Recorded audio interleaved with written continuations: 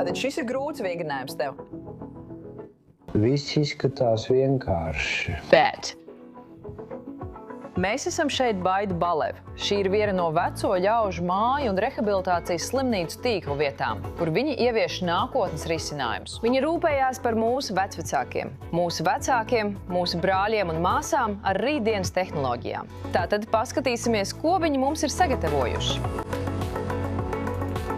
Šodien esmu šeit kopā ar Ričardu. Viņš ir viens no pacientiem Baida Balev. Tātad, Ričard, vai jūs lūdzu varētu pastāstīt, kādas inovācijas šeit ir, lai jūs varētu atveseļoties?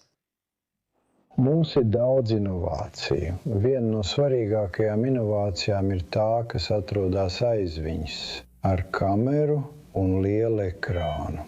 Uz ekrāna ir divas pogas. Kreisajā pusē jums ir kāds, kurš veic vingrinājumu, un kreisajā pusē jūs redzat, un jums ir jāveic tas pats vingrinājums. Tātad būtībā tā ir sistēma, kas jums pasaka, kādus vingrinājumus jums jāveic, lai atveseļotos. Jā, tieši tā. Labi, paskatīsimies, kā tas darbojas. Labi. Labi, tātad šeit pa kreisi mēs redzam kādu, kurš veic vingrinājumus un rāda, kā tos izpildīt. Un tad pa labi mēs redzam tevi uz ekrāna, tu dari tos pašus vingrinājumus, un tad tiek pārbaudīts, vai tu dari tos pareizi.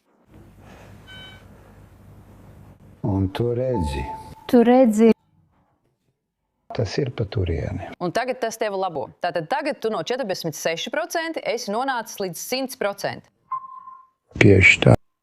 Programma tika plānota tieši viņam, īpaši viņam, ņemot vērā viņa kustību traucējums un vājumu augšējā ekstremitātē un kājās.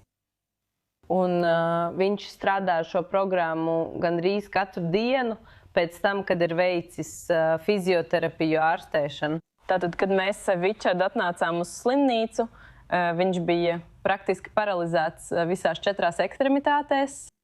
Viņam bija tikai nedaudz kustību, un visas viņa kustības bija nekontrolētas. Tagad viņš pats apgriežas gultā, pats pieceļās. Viņš sāk staigāt ar staiguvi, un visas viņa kustības patiešām uzlabojās.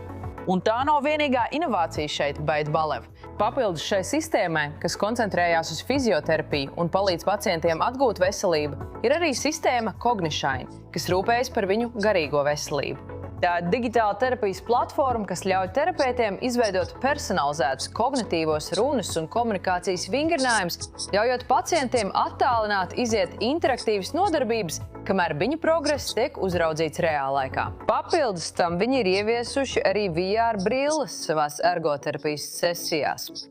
Ne tikai vingrinājumiem, bet arī, lai pacienti ar kustību traucējumiem un neārstējamām slimībām varētu ceļot pa pasauli un piepildīt mūža sapņus no savas slimnīcas gultas. Mēs izmantojam šo VR tehnoloģiju terapijā.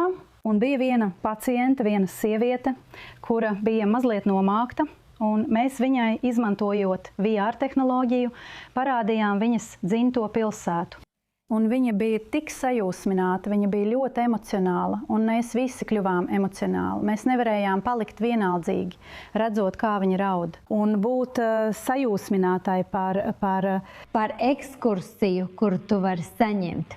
Tehnoloģijas, manuprāt, ir šeit, un reizēm tās viņiem šķiet tik tālu, jo lielākā daļa no viņiem nav uzauguši ar tehnoloģijām. Tā ir kā iespēja viņiem būt daļai no kaut kā un redzēt, ka tas nav tikai jauniešiem. Tas ir arī viņiem. Tas nav tik biedējoši. Patiesībā tas ir jautri. Un ļoti, ļoti drīz mēs atvērsim pirmo interaktīvo, imersīvo telpu visiem vecāka gadagājuma cilvēkiem šeit, Baida Balev Krievu Licionā. Tas ir sensorā telpa ar daudzveidīgām aktivitātēm. Tas apvienos kustību un emocijas. Un tas ienesīs vēl vienu tehnoloģijas aspektu un vēl vienu ieguvumu. Un, protams, visu uzbūvēs un pielāgos pacientam mūsu terapeits. Tā nav tikai pati tehnoloģija. Tādiem pacientiem kā Ričards Bad Balev ir bijis glābiņš. Tagad ir pagājuši 2 mēneši, kopš tu biji pilnībā paralizēts. Vai tu domā, ka tas palīdzēja? Zini, viņi paveica brīnumu. Tas tiešām ir brīnums, ko viņi izdarīja.